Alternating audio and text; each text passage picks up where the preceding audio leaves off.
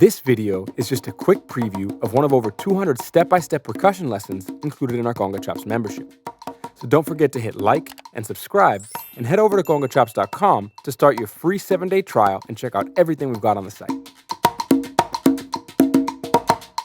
Before we get into the more playing-related aspects of this course, I want to make sure we take the time to begin to develop a solid foundation built on the essential concepts we'll be employing throughout the course. These concepts can apply to improvising on any instrument, but will really come in handy when playing almost any percussion instruments rooted in almost any Afrocentric tradition. And as I mentioned in the introduction video, for the purposes of this course, we'll focus on applying these concepts as they pertain to taking a conga solo in the context of a musical passage or a song when accompanied by other instruments in more of an old school or hablao style of playing. So first off, let's talk about the concept of developing an internal grid to work with, which we can think of as our imaginary court or playing field when playing anything that involves rhythm or time, from a groove or a pattern to a phrase, fill, or an entire solo. Now our grid is made up of two main components, time or pulse, whichever way you prefer to think of it, and feel. Now, because the congas are limited, relatively speaking, to playing rhythmic and at times short melodic phrases, the concepts we'll cover in this lesson will help us get the most out of all of our musical ideas. Conceptually, our grid can be something very simple. The first component, time, refers to how we choose to subdivide the spaces between each pulse.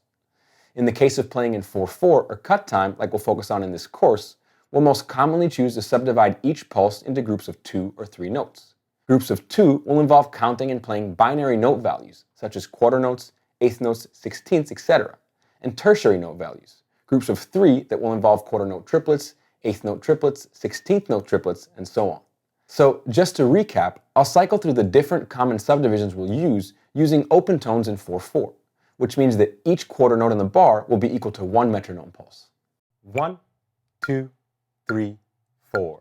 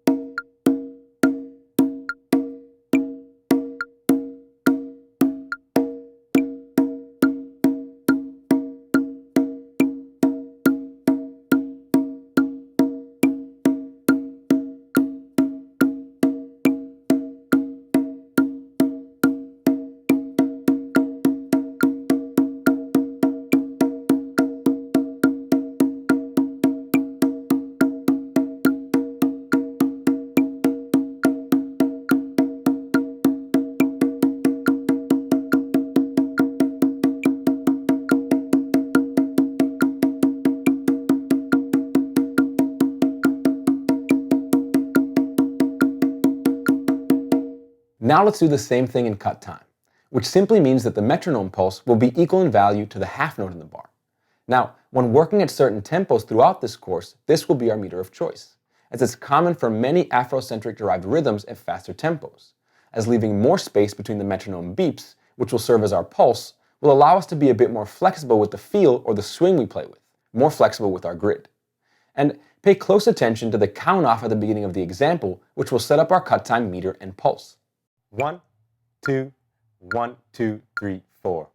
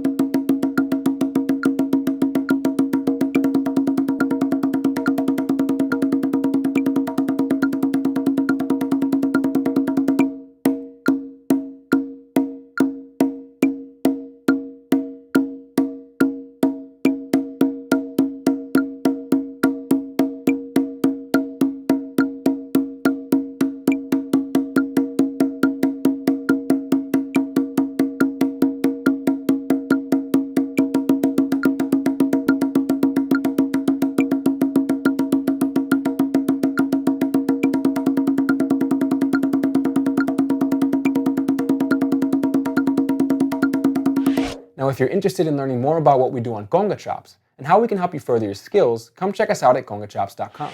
We've got an incredible library of step-by-step courses and lessons, over 10 hours of exclusive practice loops, hand-picked Spotify playlists for each pertinent course and lesson on the site, and an amazing community forum where you can meet and discuss with other members, as well as get one-on-one feedback on everything you're working on. Just click the link below to grab your free 7-day trial and see what it's all about.